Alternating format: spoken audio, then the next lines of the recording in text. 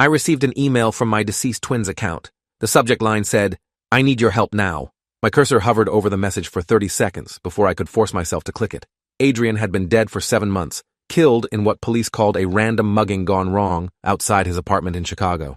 I was in Seattle attending a conference when I got the call from his roommate screaming that Adrian was bleeding out on the sidewalk, waiting for an ambulance that arrived too late. The email address was his personal account, the one he'd used since college, and the timestamp showed it had been sent at 3 a.m. my time. I opened it with hands that wouldn't stop shaking and found a single line of text followed by an attachment. "They're covering it up, and I have proof. Download this before they find it." The attachment was labeled evidence.zip, and my antivirus software immediately flagged it as potentially dangerous, asking if I wanted to proceed anyway. I downloaded the file to an external drive and extracted it in a sandbox environment because 7 months of grief hadn't made me stupid enough to trust random attachments even from my dead brother's account. Inside were hundreds of documents, scanned police reports with sections redacted in black ink, financial records showing wire transfers to numbered accounts, photographs of Adrian meeting with people I didn't recognize, and a video file dated 2 days before his death. My stomach clenched as I clicked the video and Adrian's face filled my screen, his expression tense and exhausted. He was sitting in his car filming himself on his phone, his voice low and urgent as he explained he'd stumbled onto something massive while working as a data analyst for a private security firm. He said the company was falsifying background checks for government contracts, hiring people with criminal records and fabricating their credentials, and when he'd tried to report it internally, his supervisor had told him to delete everything and forget what he'd seen. Adrian's video continued with him explaining he'd made copies of everything before his work computer was wiped remotely, that he'd been followed for 3 days straight by cars with tinted windows, that someone had broken into his apartment while he was at work and gone through his files without taking anything valuable. He looked directly into the camera and said if anyone was watching this, it meant something had happened to him, and the evidence needed to reach federal investigators before the company could bury it completely. The video ended with him giving the names of 3 journalists he'd contacted and a lawyer who specialized in whistleblower cases. Then he reached forward and the screen went black. I sat there staring at my monitor trying to process what I'd just watched, my rational brain insisting this had to be some kind of elaborate hack, while every instinct screamed that my brother had been murdered and his killers had successfully made it look random. I called the detective who'd handled Adrian's case, a woman named Carol Finch, who'd been sympathetic but ultimately unhelpful during the investigation. She answered on the 4th ring, sounding annoyed at the late hour until I explained who I was and why I was calling. I told her about the email and the evidence file, asked if she'd be willing to look at what Adrian had collected before he died. Detective Finch was quiet for a long moment before she said something that made my blood run cold. She told me the case had been closed 4 months ago, that her supervisor had ordered her to stop investigating after the initial reports were filed, and when she'd pushed back asking why, she'd been told the directive came from higher up and she should focus on cases that were actually solvable. I asked what that meant, and she said in a careful voice that sometimes cases got political pressure applied to make them go away, that she couldn't say more over the phone, but if I wanted to meet in person, she'd be willing to look at what I had. We met the next morning at a coffee shop in a neighborhood neither of us frequented, Finch arriving in civilian clothes instead of her usual suit. She looked around the cafe carefully before sitting across from me and accepting the laptop I'd brought with Adrian's files loaded. She spent 40 minutes going through everything in silence, her expression growing darker with each document she reviewed. When she finally looked up, she asked if I'd shown this to anyone else, and I said no, that I'd come to her first because she'd seemed to actually care about finding Adrian's killer.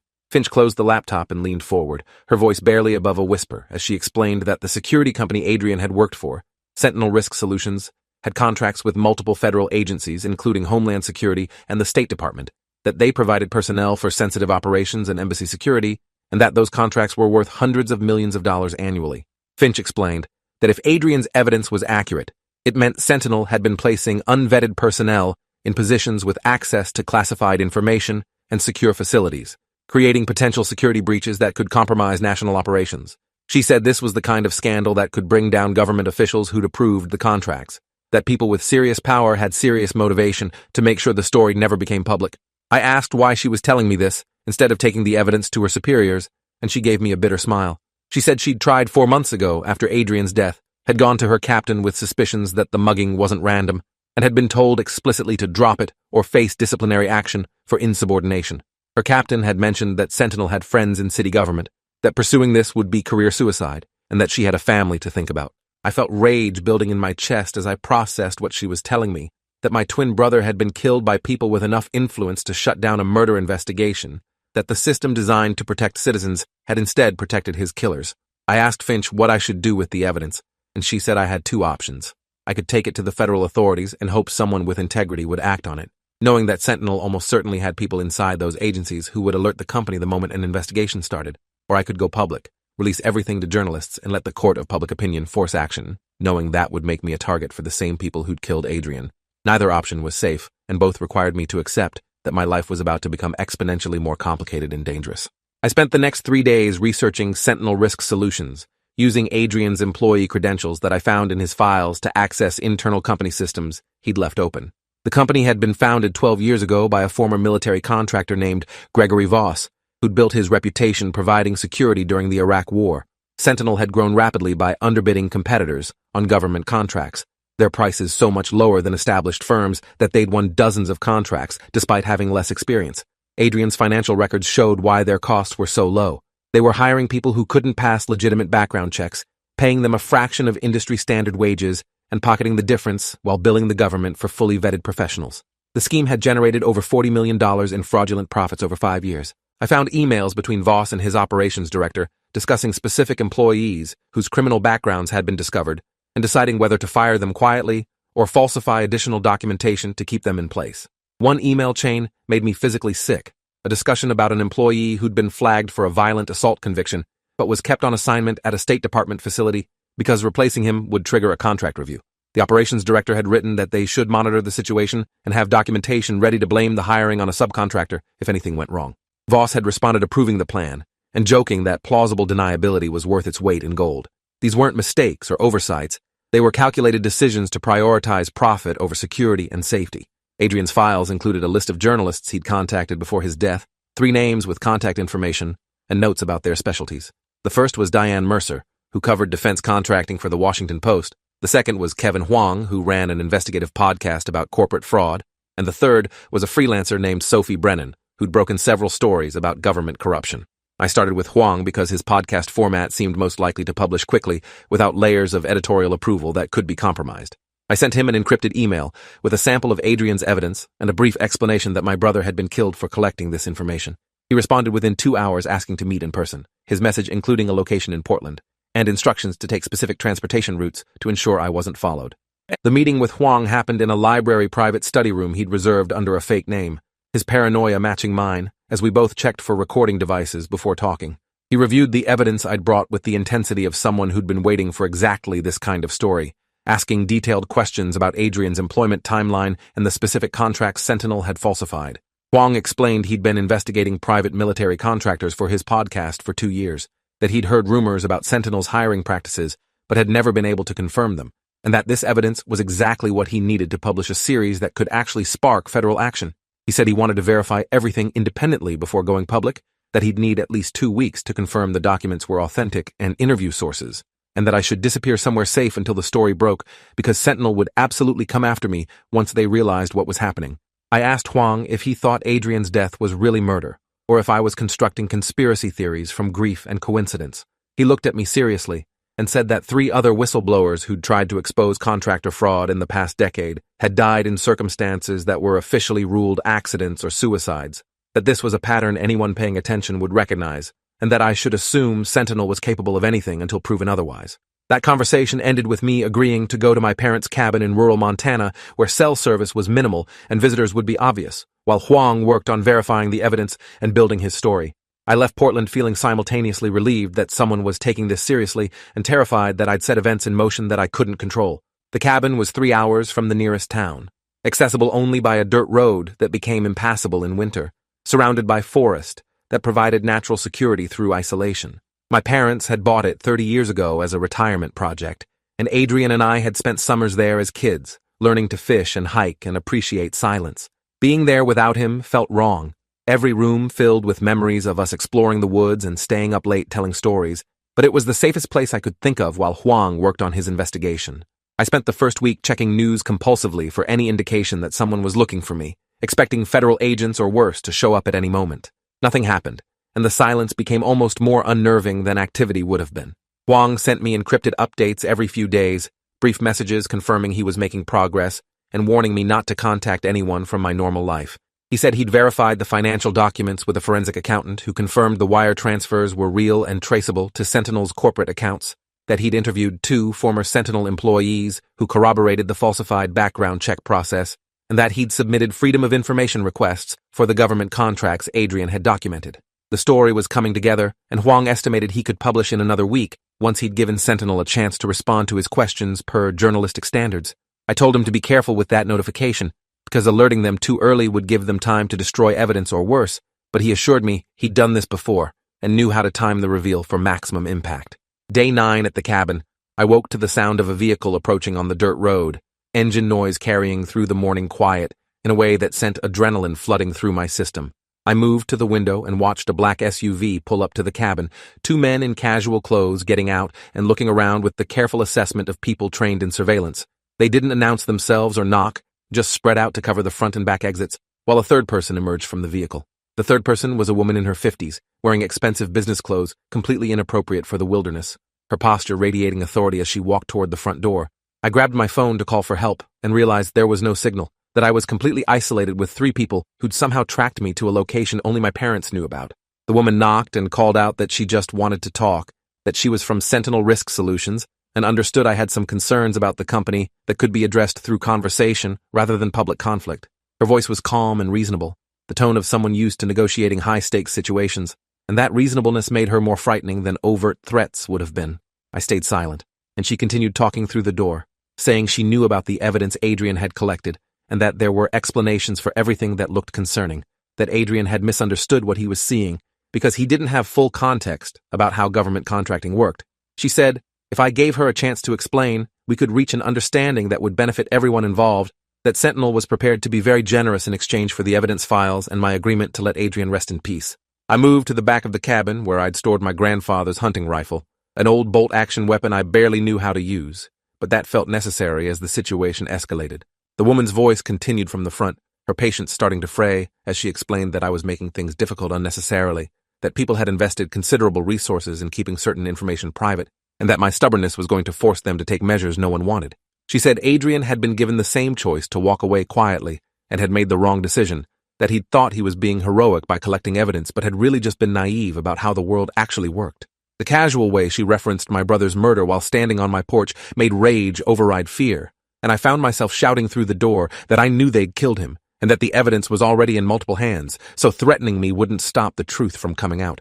The woman went quiet for a moment before she said in a different tone that if the evidence was already distributed, then I'd made my choice and would have to live with the consequences. She walked back to the SUV and the 3 of them drove away, leaving me shaking with adrenaline and trying to figure out if I'd just won a standoff or signed my own death warrant. I hiked 2 miles to a ridge where I could sometimes get minimal cell signal and managed to send Huang a message explaining what had happened. His response came an hour later telling me to get out of the cabin immediately, that Sentinel finding me meant they had resources I'd underestimated, and that staying isolated made me vulnerable. He said to drive to the nearest FBI field office and request protective custody while explaining I was a witness in a federal fraud investigation, that even if some agents were compromised, going officially on record would make it harder for Sentinel to act against me. I packed what I could carry and drove toward Billings where the nearest FBI office was located, taking back roads and checking constantly for vehicles following me. The drive took 6 hours because I kept detouring and doubling back, paranoia making me see threats in every car that appeared behind me for more than a few minutes. The FBI field office was in a bland government building downtown, and I walked in at 4 in the afternoon, asking to speak with someone about a federal contractor fraud case. The receptionist made me wait 90 minutes before an agent named Wilson finally called me back to a conference room and asked what this was about. I explained everything starting with Adrian's death and the email I'd received, through the evidence he'd collected and Huang's investigation, ending with the confrontation at the cabin that morning. Wilson listened without interrupting, taking notes and asking clarifying questions that suggested he was actually processing what I was saying rather than dismissing it as paranoia. Wilson left me in the conference room for another hour before returning with 2 other agents and a laptop. He said they'd pulled the case file on Adrian's death and confirmed it had been closed with minimal investigation, which raised questions given the evidence I was describing. He asked if I could provide copies of Adrian's files, and I gave him the external drive I'd brought as backup, watching as they spent 2 hours reviewing the contents with increasing seriousness.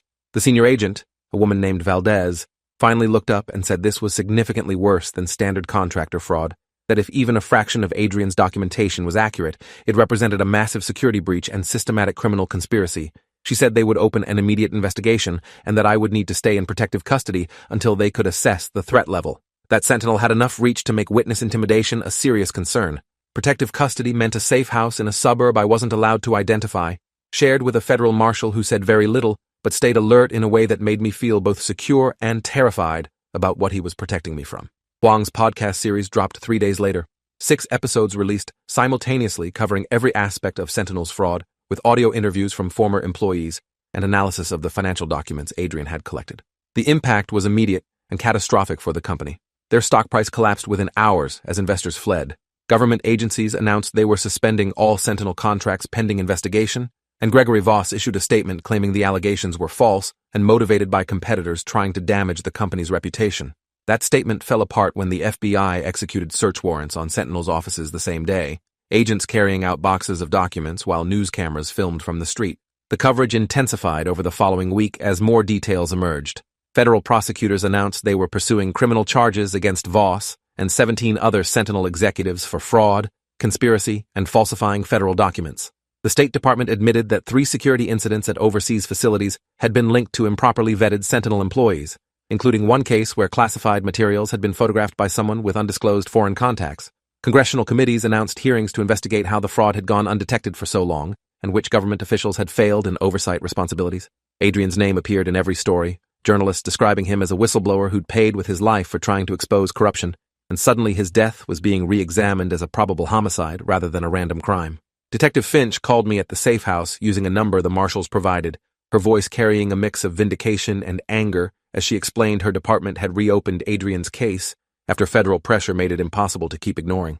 She said they'd identified the man who'd killed my brother through security footage analysis that had mysteriously been unavailable during the initial investigation, that the suspect was a known associate of a private investigator Sentinel had hired for quote-unquote corporate security matters, and that he was currently cooperating with federal prosecutors in exchange for a reduced sentence. The killer had admitted he'd been paid $15,000 to make Adrian's death look like a mugging, that he'd been given Adrian's schedule and told to make it appear random. Finch said hearing that confession had made her physically ill, knowing she'd been right about the murder but had been pressured into dropping it, and she was sorry she hadn't fought harder to pursue the investigation despite the political obstacles. The trial preparation consumed 6 months of my life as federal prosecutors built their case against Sentinel's leadership. I testified before grand juries 3 separate times, walking them through Adrian's evidence and explaining the timeline of his discovery and death. The proceedings were sealed, but leaks to media suggested the government was pursuing charges that could result in decades of prison time for the main defendants, that this was being treated as one of the most significant contractor fraud cases in years. Defense attorneys tried multiple strategies to undermine the evidence, claiming Adrian had fabricated documents because he was disgruntled about his employment, arguing that the background check failures were honest mistakes rather than intentional fraud, suggesting that Adrian's death was unrelated to his whistleblowing and that the killer was lying to reduce his sentence. None of these arguments survived scrutiny as prosecutors presented overwhelming documentation of systematic fraud and deliberate cover-up. Gregory Voss took the stand in his own defense and spent 3 days trying to claim he'd been unaware of the falsified background checks, that rogue employees had acted without his knowledge to cut corners, and that he'd run an ethical company that had been undermined by people he'd trusted. The prosecution destroyed him with his own emails, showing message after message where he'd explicitly approved hiring unvetted personnel and discussed strategies to avoid detection. They played portions of Adrian's video testimony where he described reporting the problems internally and being told by his direct supervisor to delete everything, then showed email chains proving that supervisor had consulted with Voss before giving those instructions. By the time cross-examination finished, Voss looked less like a successful businessman and more like someone who'd gambled everything on not getting caught and lost. The jury deliberated for 4 days before returning guilty verdicts on all counts for Voss and 12 other executives. Sentencing came 2 months later, and the judge clearly intended to send a message about contractor fraud and whistleblower retaliation. Voss received 28 years in federal prison. His operations director got 22 years, and the others received sentences ranging from 8 to 15 years, depending on their level of involvement. The man who'd killed Adrian was sentenced to life without parole after the plea deal fell apart due to public outcry about giving reduced time to an assassin. Financial penalties totaled over $300 million as the court ordered restitution to the government for fraudulent billing and damages to the families affected by the security breaches that resulted from unvetted personnel. Sentinel Risk Solutions filed for bankruptcy during the trial, its remaining assets liquidated to pay criminal penalties and civil lawsuit settlements. My parents attended every day of the trial, sitting in the gallery with photographs of Adrian that they'd brought from home, wanting the jury to see the person whose life had been taken for corporate profit. My mother told reporters outside the courthouse that she'd never wanted justice to mean this much pain, that she'd trade every guilty verdict to have her son back, but since that wasn't possible, She needed the people responsible to understand the magnitude of what they'd destroyed. My father said less, but his anger was visible in every tense line of his body, the way he stared at the defendants with an intensity that made them look away. After sentencing, we went to Adrian's grave, and my mother laid flowers while telling him that the people who'd killed him were going to prison, that his evidence had protected others from the same fate, and that we loved him and missed him every single day.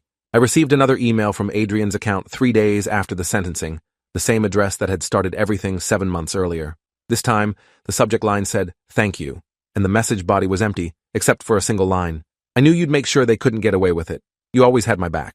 I sat staring at that message, trying to figure out if someone had hacked his account again, or if I'd somehow set up an automated message and forgotten, or if I was supposed to believe my dead twin had somehow reached across death one more time.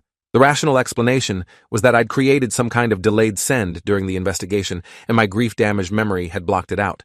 But part of me wanted to believe Adrian had found a way to acknowledge that justice had been served, that he could rest, knowing the truth had been exposed. 4 years later, I still have both emails saved in a folder I can't bring myself to delete. The first one that set everything in motion, and the final one that felt like closure.